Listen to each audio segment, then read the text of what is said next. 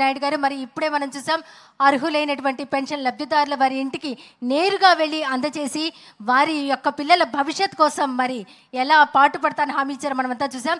ఇప్పుడు లబ్ధిదారులతో గౌరవ రాష్ట్ర ముఖ్యమంత్రి వర్యులు నారా చంద్రబాబు నాయుడు గారిని వారిని అడిగి తెలుసుకోవాల్సిందిగా కోరుతున్నాం.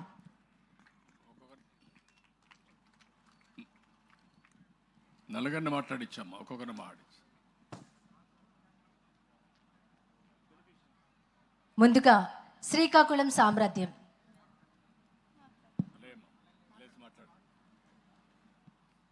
ముఖ్యమైన మంత్రి గారికి నా నమస్కారాలు. అందరికీ నమస్కారాలు. నాకు 33 సంవత్సరాలు నా భర్త గారు చనిపోయి 3 పిల్లలతోటి చాలా ఇబ్బంది పడి నా భర్త గారు చనిపోయాక 3 పిల్లల్లో కూడా 2 పిల్లలు చనిపోయాక చిన్న పాపకి ఒక బాబు పుడితే 2వ సంవత్సరం రోజే ఆ బాబు, ఆ తల్లి తండ్రి ఇద్దరూ చనిపోయాక నేను ఆ పిల్లల్ని చాక్కుంటా ఉండి 10వ తరగతి దాకా అనాథ హాస్టల్లో చాక్కొని నేను ఆ పిల్లోడిని పెద్ద చేసి ఇప్పుడు పురాయితంగా చేర్చుకున్నాను. ఆ పిల్లోడికి ఏమీ లేదు, పిల్లోడిది కొంచెం మీరు సహాయం చేయాలి సార్. ఉన్నాడమ్మా మీ మనోడు రామకృష్ణ? ఇక్కడే ఉన్నాడు సార్. రామకృష్ణ ఉన్నావా? రామకృష్ణ లేడా? కనపడలా. ఉన్నాడా? ఉదయం ఊర్లో ఉన్నాడా?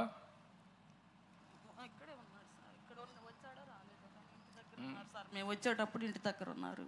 మేము వచ్చి చాలా సేపు అవుతుంది. నేను మాట్లాడతాను.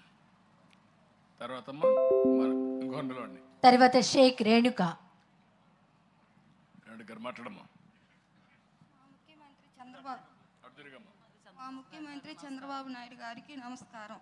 ఇక్కడ ఉన్న పెద్దలందరికీ నమస్కారం. నా పేరు షేక్ రేణుక. నా భర్త పేరు షేక్ మాబు సువాని.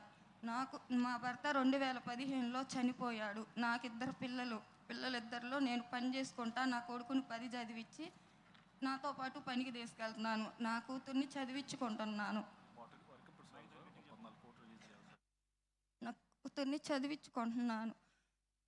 కానీ నాలా కష్టపడకూడదని, నాలా చిన్న వయసులోనే పెళ్లి చేయకూడదని నా కూతుర్ని చదివించుకోవాలనుకుంటున్నాను.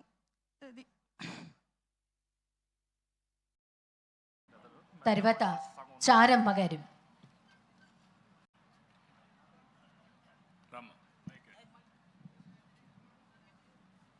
గౌరీలైన ముఖ్యమంత్రి గారికి, ఇక్కడికి వచ్చిన పెద్దలకి, ఇక్కడికి వచ్చిన సభ్యులకి అందరికీ నా వందనాలు తెలియజేస్తున్నాను.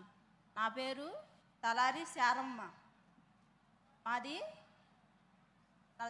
నసరాపేట మండలం ఎలమందల గ్రామం.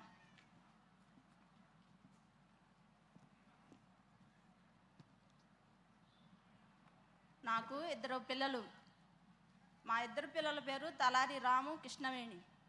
మా పిల్లోడు 10వ తరగతి కాడి నుంచి పాస్ అయ్యి పిల్లోడు చదువు మానిపించుకున్నాక ఎందుకంటే నా భర్త ఆరోగ్య ఇబ్బందితో కరోనాలో చచ్చిపోయినప్పుడు నేను ఇంట్లో ఇబ్బంది పడుతుంటే నా పిల్లోడు నేను కూలి పనికి వెళ్ళి మేమిద్దరం కోసం మా పిల్లని పోషించుకోవడానికి కోసం చదివించుకోవడానికి మేమిద్దరం కష్టపడి అమ్మని ఇప్పుడు గోటికి చదివించుకుంటున్నాం. కానీ ఇప్పుడు అన్న వచ్చినాక మాకు 4,000 రూపాయల పెన్షను ఇవ్వబట్టి మా పిల్లని మేము చదివించుకోవడానికి నాకు ఎంత ఆధారంగా ఉంది. ఇప్పుడు అది కూడా కాకుండా ముఖ్యంగా ఇవాళ అన్న నా ఇంటికి రావడానికి నాకు చాలా సంతోషంగా ఉంది.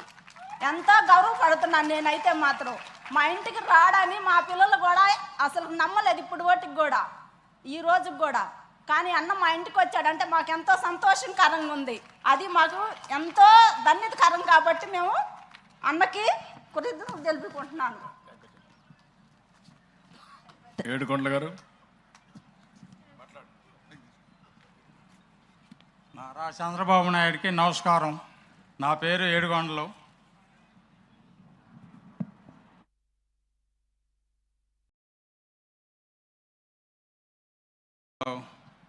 మాట్లాడండి. వినపడస్తా ఉంది, మాట్లాడండి. నువ్వు చెప్పాలనుకుని చెప్పు. ఏడుకొండలు.